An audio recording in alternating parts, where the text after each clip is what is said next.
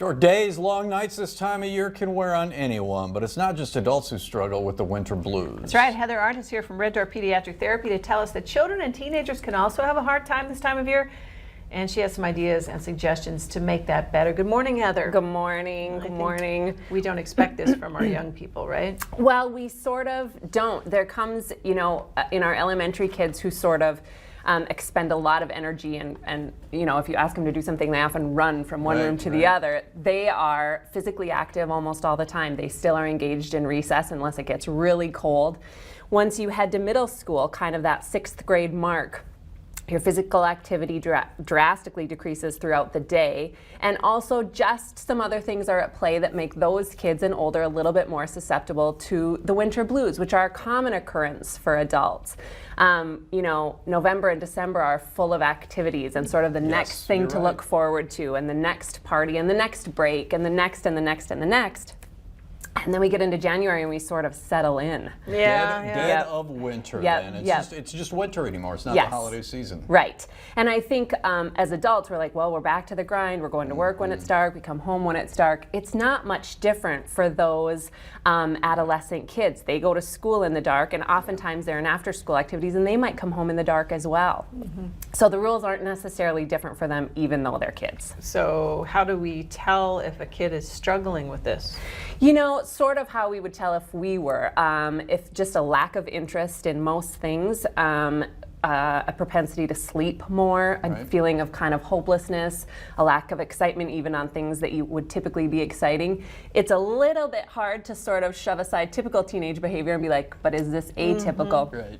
I think just putting some strategies into place, whether you see these things or not, are going to be our best bet between now and, let's call it optimistically, March. Okay. And you said sometimes too, even grades will start to suffer. You'll see a change in maybe their performance at school. Right. And I think, if you notice sort of something that's concerning as a parent, or you notice grades start to slip, or you start hearing from teachers, that can be something a little bit more serious, or even a seasonal, effectiveness disorder. I'm not a mental health professional, but at that stage, I would probably seek out, your primary care physician and ask some bigger questions. But for just the kind of funk that oftentimes happens this time of year, there are some good strategies to sort of try to combat that.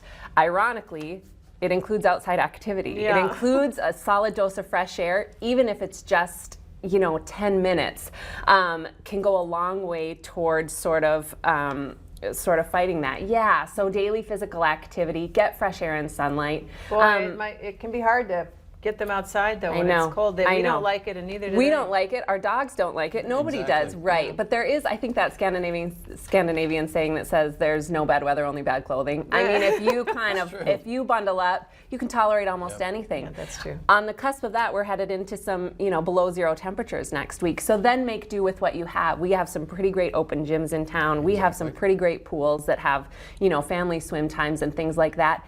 And also, it's not a bad idea to look forward to something inside. So it's not a bad idea to say, on Friday night, we're having family movie night, we're making big popcorn, and we're having a hot cocoa bar. Everybody gets to invite a friend. It's something to look forward to.